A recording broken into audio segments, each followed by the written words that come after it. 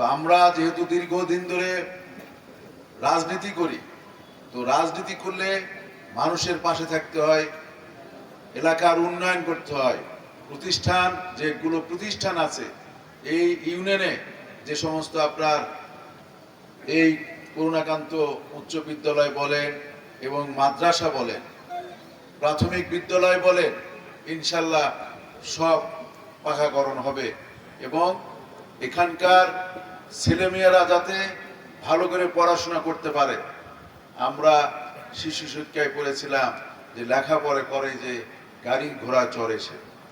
আজকে লেখাপড়ার মাধ্যমে আমাদের যারা ছেলে মেয়ে তাদের মনে করি যে উন্নতি ঘটবে। আমাদের মাননীয় প্রধানমন্ত্রী তারেক রহমান, আপনারা দেখেছেন টিভিতে এবং অনলাইনে, যে সে কিন্তু শিক্ষাকে অত্যন্ত গুরুত্ব দিয়েছে। প্রাইমারি শিক্ষা, যেটা প্রাথমিক শিক্ষা বলি আমরা, যেখান থেকে আমরা যেরকম আতুর ঘর, এটা যখন একটি ছেলে মেয়ে জন্ম হয় আতুর ঘরে জন্ম হয়, সেই আতুর ঘরটা আমাদের প্রাইমারি। সেই প্রাইমারি শিক্ষাকে আমাদের মাননীয় প্রধানমন্ত্রী অত্যন্ত গুরুত্ব দিয়েছে। আমাদের মাননীয় প্রধানমন্ত্রী তারেক রহমান, আমাদের মাননীয় প্রধানমন্ত্রী, সাবেক প্রধানমন্ত্রী মরহুমা দেশনেত্রী বেগম খালেদা জিয়া এই শিক্ষাকে গুরুত্ব দিয়েছিল। বিশেষ করে মেয়েদেরকে পড়ালেখা ফ্রি করে দিয়েছিল এবং উপবৃত্তি চালু করেছিল। তেমনি আমাদের মাননীয় প্রধানমন্ত্রী তারেক রহমান শিক্ষাকে অত্যন্ত গুরুত্ব দিয়েছে। পাশাপাশি আজকে যে আমরা বৃক্ষরোপণ করলাম, বৃক্ষরোপণকে এই বাংলাদেশে 25 কোটি বৃক্ষরোপণ করার কর্মসূচি নিয়েছে।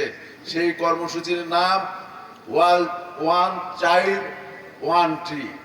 যেমন আমরা একটা শিশুকে যেমন লালন পালন করি, আমাদের ছেলে মেয়েকে যেমন লালন পালন করি, তেমন একটা বৃক্ষ রোপণ করে আমাদের লালন পালন করতে হবে। শুধু আমরা আজকে ঢাক ঢোল পিটে আমরা বৃক্ষ রোপণ করলাম, কর্মসূচি পালন করলাম, সেটা আমরা লালন পালন করলাম না, কিন্তু আমাদের লালন পালন করতে হবে। তাই আপনাদের কাছে অনুরোধ থাকবে, শিক্ষাকে অত্যন্ত আপনারা গুরুত্ব দিবেন। আপনাদের ছেলে মেয়ে, বিশেষ করে অভিভাবক এবং এখানকার যারা শিক্ষক শিক্ষিকা, প্রধান শিক্ষক সহকারে এখান ম্যানেজিং কমিটির সদস্য, অভিভাবকদেরকে জবাবদিহিতার মধ্যে নিয়ে আসতে হবে। জবাবদিহিতার মধ্যে নিয়ে আসলেই সেই ছেলে মেয়ে ভালো লেখাপড়া করবে। কি কারণে? তাকে যদি আপনারা, সেই অভিভাবককে আপনারা জবাবদিহিতার মধ্যে নিয়ে আসতে পারেন যে আপনার ছেলে আপনার মেয়ে এই সাবজেক্টে ভালো পড়াশোনা করছে না, ভালো রেজাল্ট করছে না, তখন কিন্তু তারা গুরুত্ব দিবে। তাই আমি অনুরোধ করব যে আমাদের মাননীয় প্রধানমন্ত্রী শিক্ষাকে, স্বাস্থ্যকে যেভাবে গুরুত্ব দিয়েছে আপনারা, এবং মাদককে জিরো টলারেন্স। এলাকায় আমার সদ্য অনেক নেতৃবৃন্দ আছে, আমার মুরব্বীবৃন্দ আছে, তাদেরকে অনুরোধ করব যে আপনাদের ছেলেদেরকে মাদক থেকে আপনারা বিরত রাখবেন। এলাকা আপনারা মাদক মুক্ত করেন। মাদক মুক্ত না হলে সমাজ উপকৃত হবে না। ছেলেরা, এলাকার এই মাঠে অনেক ভালো খেলোয়াড় এখান থেকে সৃষ্টি হয়েছে। তাই আমি মনে করি যে এই খেলার মাঠকে আমি সংস্কারের জন্য মাননীয় প্রধানমন্ত্রীর কাছে আমি আবেদন দিয়েছি এবং এই স্কুলটা 6 তলা বিল্ডিং এর জন্য ইনশাল্লাহ আমি আবেদন করেছি। ইনশাল্লাহ ইতিমধ্যে পাস হয়ে যাবে। আপনাদের পার্শ্ববর্তী একটা বিল্ডিং দড়িপাড়া যে উচ্চ বিদ্যালয় আছে, বালিকা বিদ্যালয় আছে, সেটা কিন্তু বিল্ডিং আমি পাস করে দিয়েছি। এটাও ইনশাল্লাহ 6 তলা বিল্ডিং পাস হবে। আপনারা শুধু দোয়া করবেন। আমি দীর্ঘদিন ধরে এই রাজনীতির সঙ্গে জড়িত, আমি জনপ্রতিনিধি ছিলাম, আমি এলাকায় এসেছি।